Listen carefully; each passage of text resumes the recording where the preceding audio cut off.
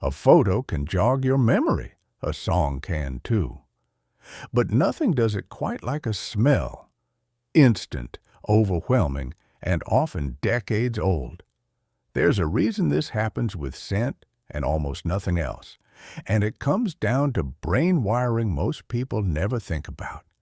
It's often called the Proust phenomenon, named after French novelist Marcel Proust, who famously described being transported back to his childhood by the smell and taste of a Madeleine cake dipped in tea. Psychologists later took that literary observation and turned it into a real research question. Why does smell trigger memory so much more powerfully and involuntarily than other senses? The answer lies in anatomy. Every other sense you have, sight, sound, touch, taste, routes its information through a brain structure called the thalamus before it reaches higher processing areas. The thalamus acts like a relay station, organizing and directing sensory information before passing it along.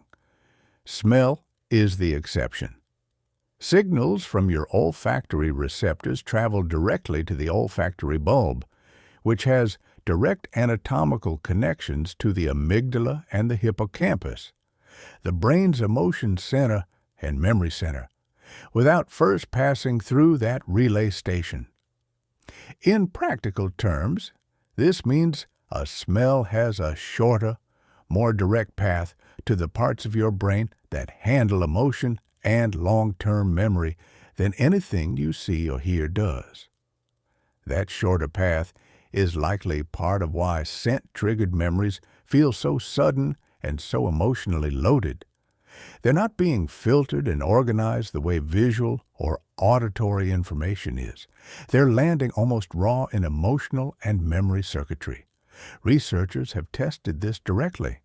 In a well-known study, participants were shown pictures alongside either an odor, a sound, or nothing, all associated with a specific set of items.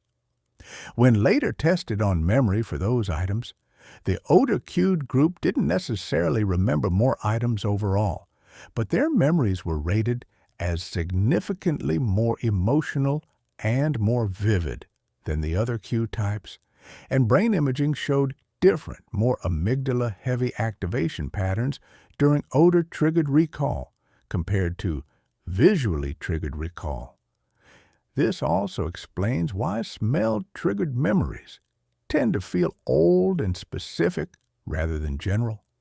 Unlike vision, which you use constantly across every context of your life, particular smells are often tied to narrower windows of time.